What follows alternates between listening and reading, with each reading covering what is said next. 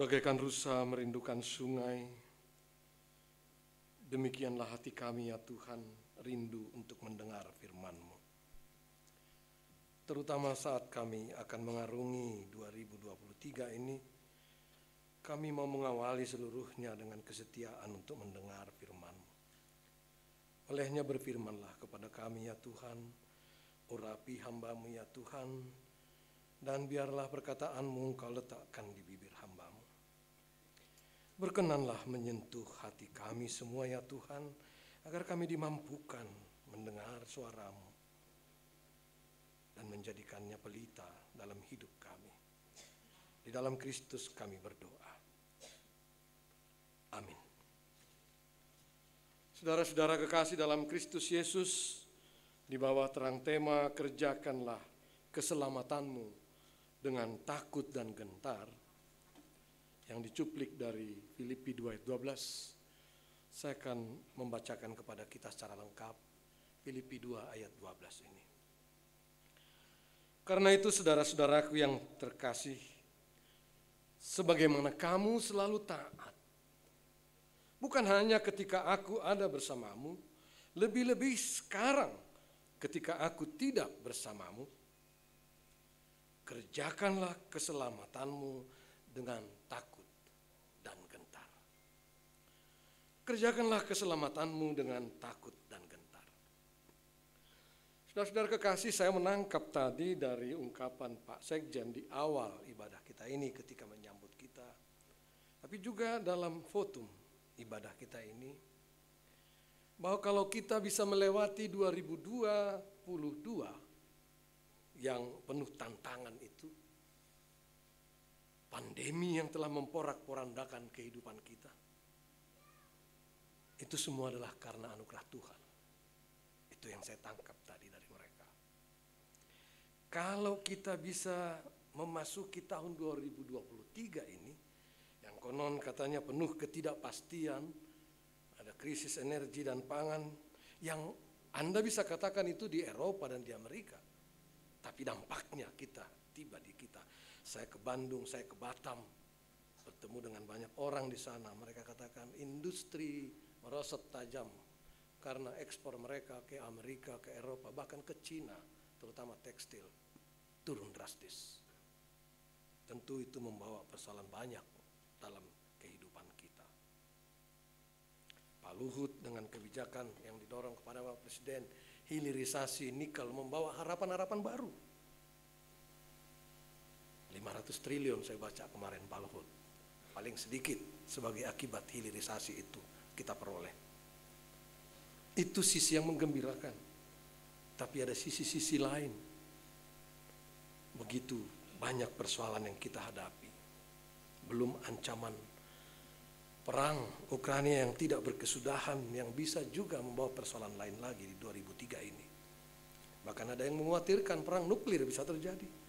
Bencana yang silih berganti dan semuanya. Tetapi toh dari sekian banyak persoalan di masa lalu kita bisa melalui karena anugerah Tuhan. Saudara-saudara, ini adalah sebuah pernyataan iman. Pak Sekjen tadi saya yakin itu sebuah pernyataan iman.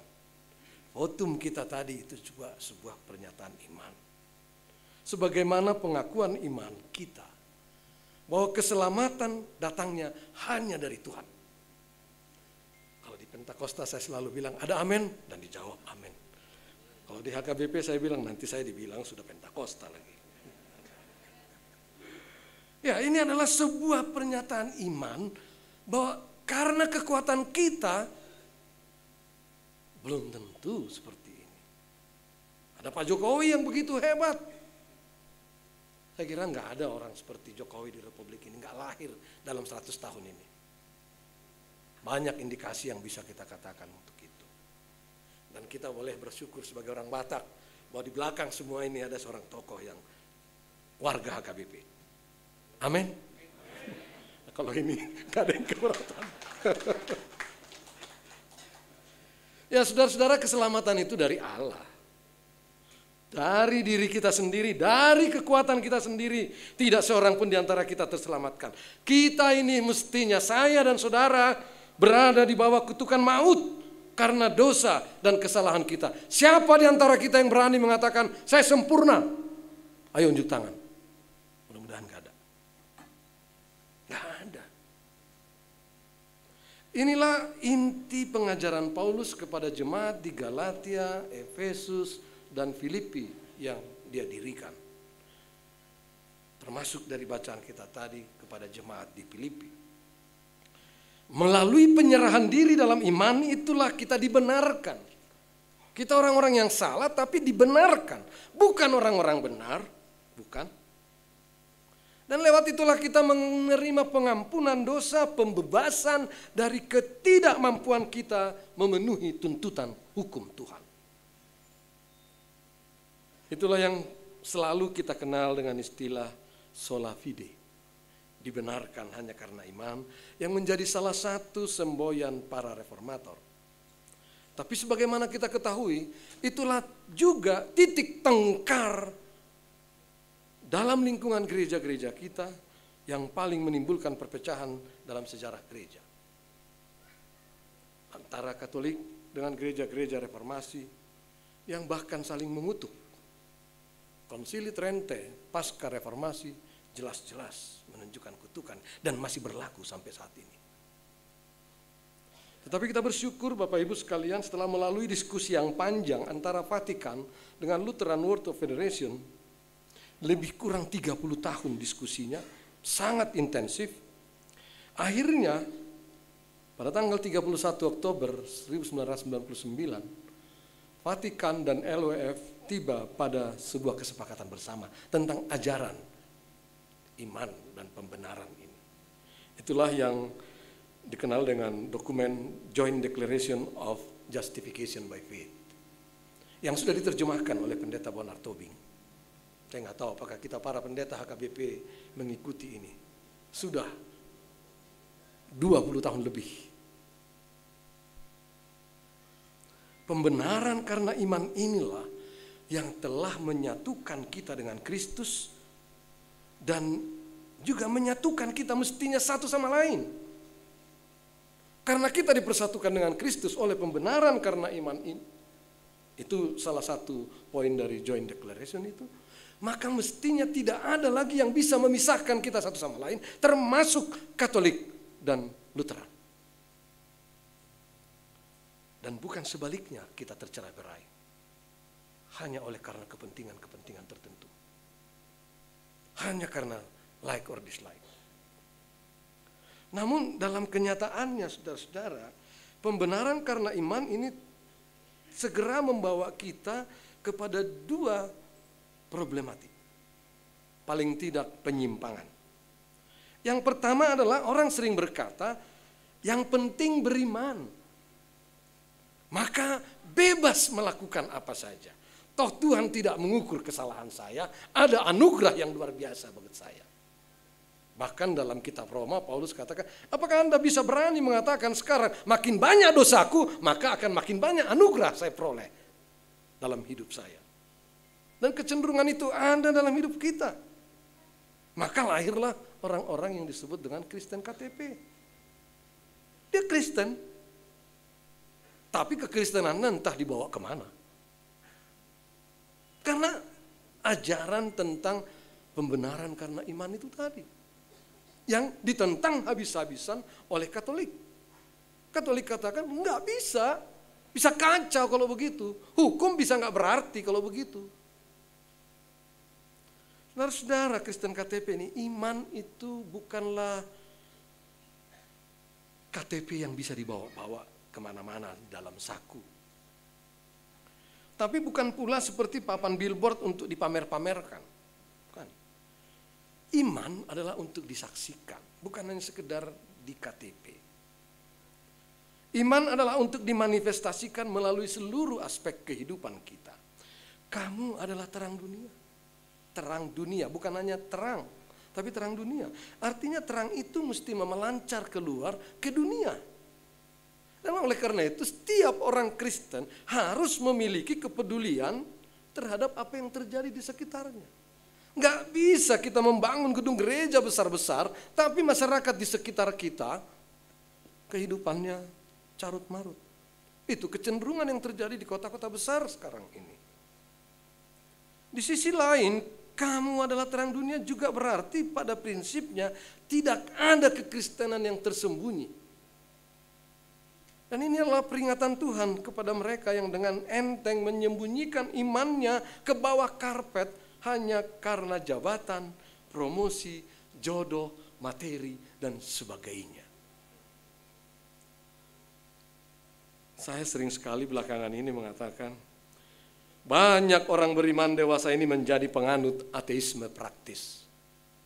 Lantas protes, loh beriman tapi ateis, gimana ini Pak Ketua? Saya katakan begini, ya kita memuja Allah dalam doa dan kidung-kidung pujian kita, tetapi mematikan Allah dalam perilaku kita. Kita yang mengusirnya dari keseharian kita. Banyak pendeta-pendeta yang khotbahnya berapi-api, kesehariannya amburadul. Lihat saja di medsos. Caci maki banyak bermunculan di medsos. Dan saya kaget itu pendeta. Bukan pendeta KBP Pak Iporus. Itu pendeta.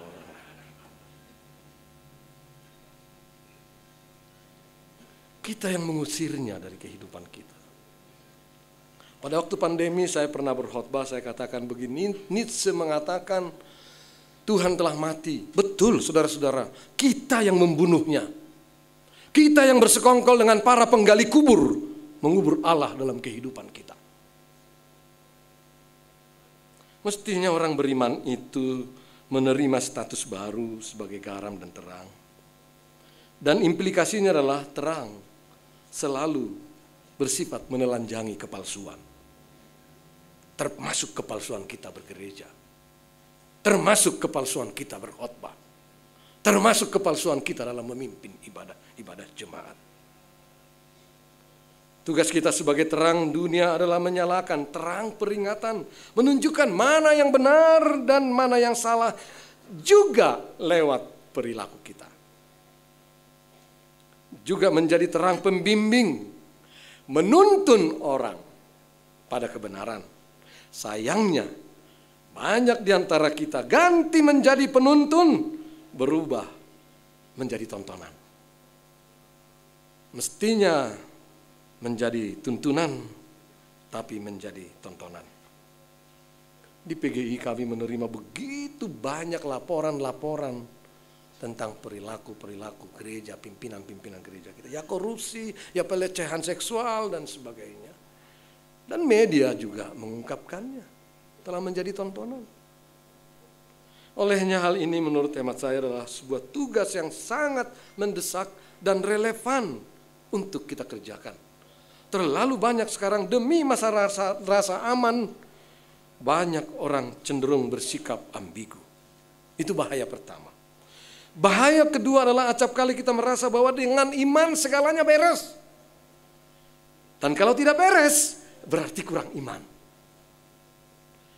Kalau kau beriman, sakitmu bisa sembuh. Kau bisa berjalan, buang itu tongkat. Tongkatnya dibuang, dia nggak bisa berjalan. Kurang beriman. Udah gagal sembuh, dihakimi lagi. Belum tentu saudara-saudara. Orang yang gagal itu belum tentu kurang iman. Yesus yang menderita dan mati di kayu salib, apakah dia kurang beriman? Atau apakah dia dengan sengaja menikmati penderitaan itu? Masokis? Tidak. Dia sendiri punya keinginan lain. Kalau boleh Tuhan, jauhkanlah cawan ini dariku. Dia punya keinginan lain. Tetapi dengan imannya dia berkata, bukan kehendakku Bapa, jadilah kehendakmu. Dengan beriman saudara-saudara, dengan kekuatan beriman, pembenaran ini, masalah tidak akan selesai. Masalah bukan berarti tidak akan mendatangi kita. Penderitaan dan malapetaka juga bisa menimpa orang-orang beriman. Lihatlah Ayub sebagai contoh. Maka janganlah cepat-cepat menghakimi orang yang ditimpa musibah misalnya dengan iman. Seperti kalau ada bencana berarti itu sebuah kutukan Tuhan dan sebagainya. Masalah bisa datang silih berganti pun dalam kehidupan orang beriman. Yang membedakan orang beriman dan yang kurang beriman adalah bahwa orang beriman mengembangkan seluruh potensi yang Tuhan berikan kepadanya sehingga dia tetap mampu bersyukur di tengah berbagai tantangan yang dihadapi. Di tengah berbagai persoalan yang dihadapi. Dengan iman dia dimampukan bersyukur. Dan rasa syukur ini memberi kita perspektif baru dalam menghadapi persoalan itu. Itu sebabnya orang beriman tidak ada yang hidup biasa-biasa saja. Orang beriman selalu hidup luar biasa. Mengapa? Karena sadar penuh Tuhan membenarkanku di tengah kelemahan dan kegagalanku. Tuhan menyelamatkanku. Itulah iman tadi. Tuhan sungguh-sungguh mengasihiku. Karena itu apalagi yang kukhawatirkan. Maka bisa konsentrasi penuh untuk menyelesaikan persoalan. Orang beriman tidak pernah biasa-biasa. Saya punya kesaksian pribadi. Bukan saya mau kultus individu sama sekali. Enggak. Saya banyak bertemu dengan pejabat negara kita, para menteri, termasuk Pak Luhut. Setiap kali saya berkunjung ke tempat Pak Luhut sebagai ketum PGI, sebelum berkunjung saya sudah daftarkan beberapa masalah. 1, 2, 3, 4, 5. Satu yang saya alami dan saksikan sendiri. Pak Luhut ini nggak pernah menunda persoalan. Dari 5 masalah yang saya bawakan, paling sedikit 4 itu selesai di tempat. 1 lagi mungkin butuh tindak lanjut.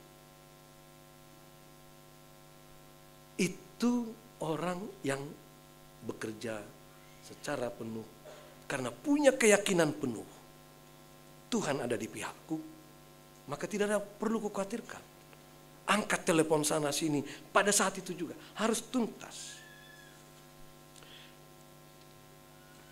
Itulah yang diungkapkan oleh tema kita ini. Kerjakanlah keselamatanmu.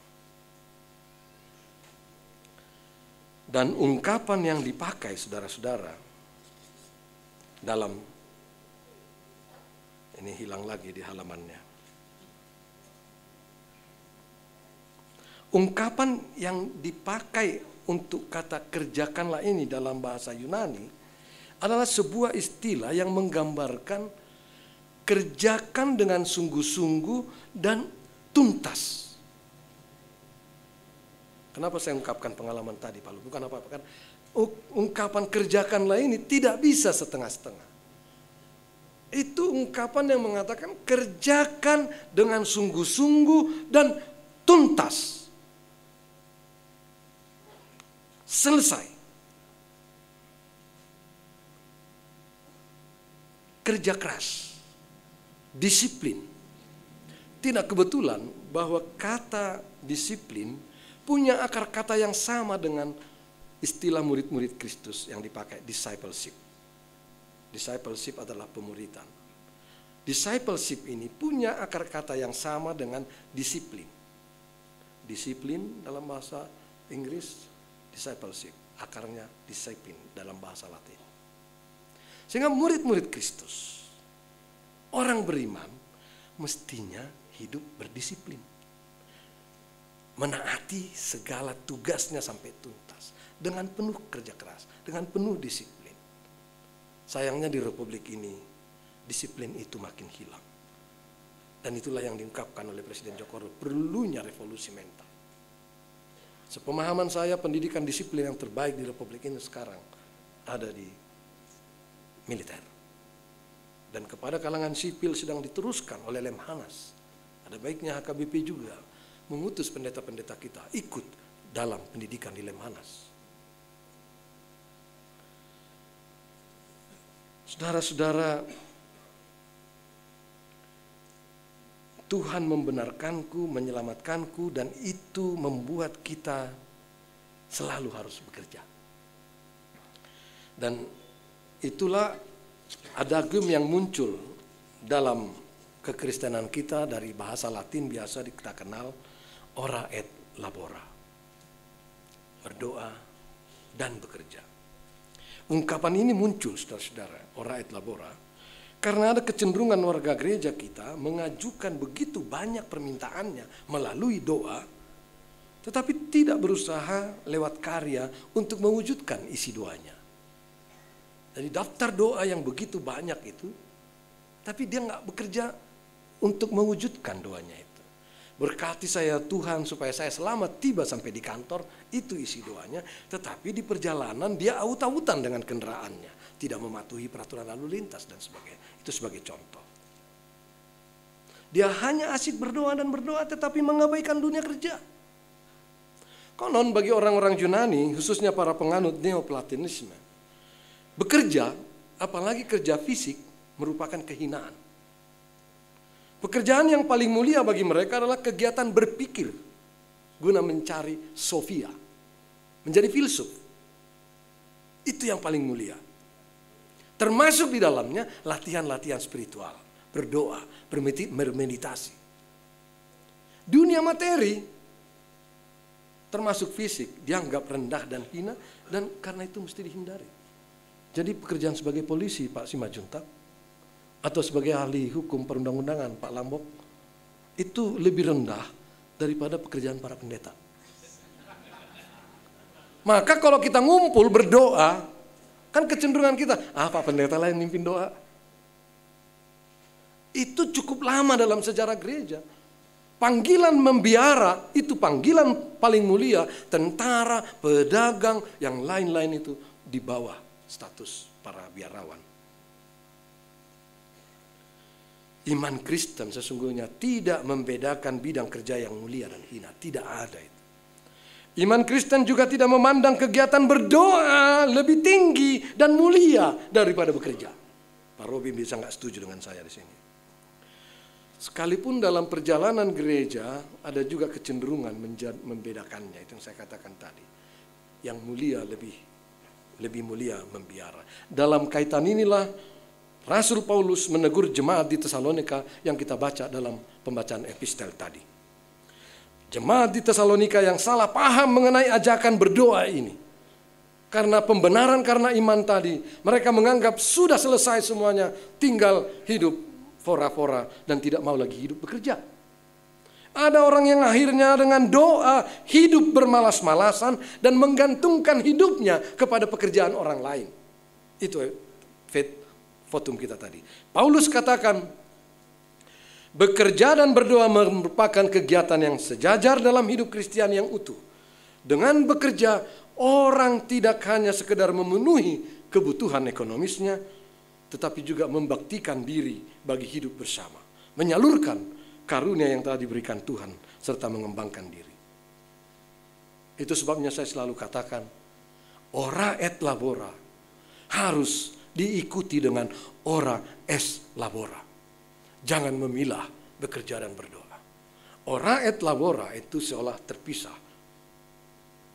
Berdoa dan bekerja. Tapi ora es labora adalah berdoa, adalah juga bekerja. Kerja itu adalah doa kita. Maka doakanlah yang kau kerjakan dan kerjakan yang kau doakan. Maka kerjakanlah keselamatanmu. Itu intinya.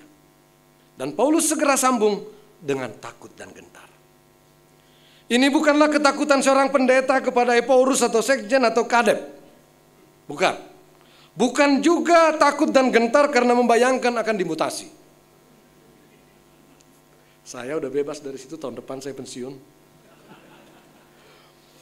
Mestinya takut dan gentar itu datang dari kesadaran diri atas ketidakberdayaan untuk menjalani hidup ini. Rasa takut dan gentar atas ketidakberdayaan menghadapi persoalan-persoalan sehingga mendorong saya untuk memanggil Tuhan, menggantungkan harapan kepada Tuhan, karena tanpa pertolongannya saya tidak akan mampu menghadapi hidup ini. Tetapi rasa takut dan gentar itu juga muncul karena membayangkan jangan-jangan hidup saya menduka citakan Allah.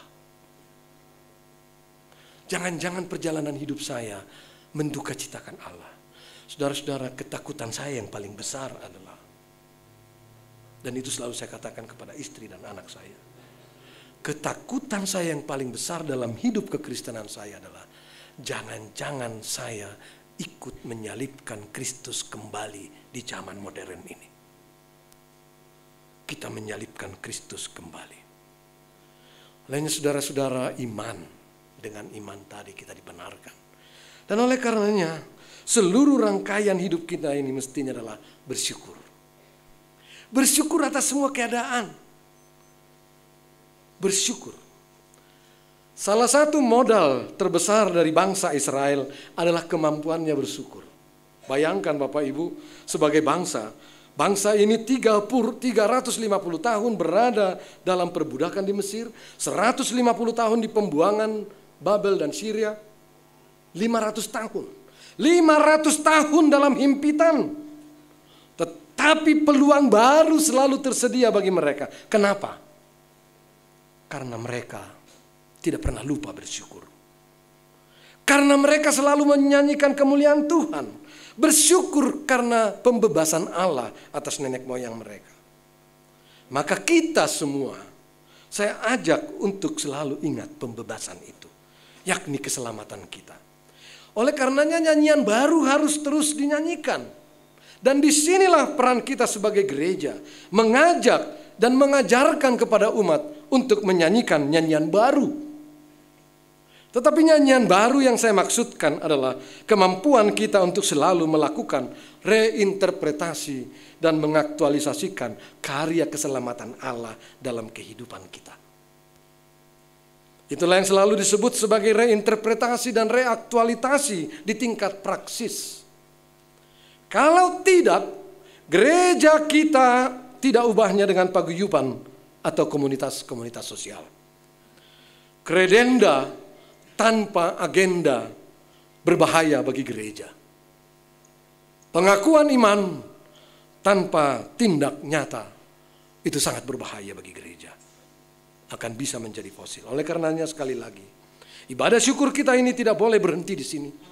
Ibadah syukur kita ini harus menginspirasi dan memampukan kita semua, menciptakan ruang buat kita semua bernafas dan berkreasi di tengah keseharian kita. Sehingga tidak ada lagi yang sekedar tradisi.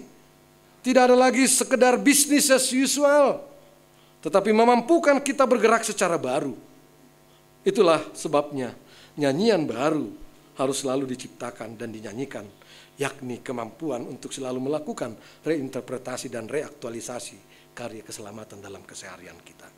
Maka tantangan terbesar kita di 2023 ini adalah bagaimana kita bersyukur dengan merubah kata-kata menjadi tindakan.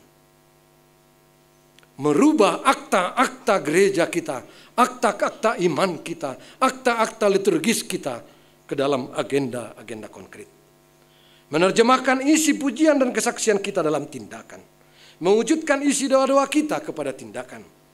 Atau dengan kata lain, kerjakanlah keselamatanmu. Tidak ada keselamatan tanpa inisiatif Allah, betul. Tetapi apa yang ditawarkan Allah dalam bentuk keselamatan itu harus kita respons. Allah tidak pernah menahan-nahan keselamatan buat saudara dan saya, tidak. Kitalah yang sering enggan meresponi keselamatan itu. Olehnya saudara-saudara, di awal tahun ini, tawaran pengasihan dan keselamatan yang Dia anugerahkannya itu haruslah kita respons, agar dengan demikian tawaran itu memiliki makna dalam hidup kita. Maka mari menjalani 2023 ini dengan bekerja sepenuh hati. Kerjakanlah keselamatanmu dengan takut dan gentar. Amin. Mari kita berdoa. Terima kasih ya Tuhan atas firman-Mu yang mengingatkan kami. Biarlah itu semua ya Tuhan menguatkan kami, menjadikannya pelita dalam hidup kami. Jangan biarkan kekuatan apapun ya Tuhan mengambil itu dari perjalanan hidup kami. Di dalam Kristus Yesus kami berdoa. Amin.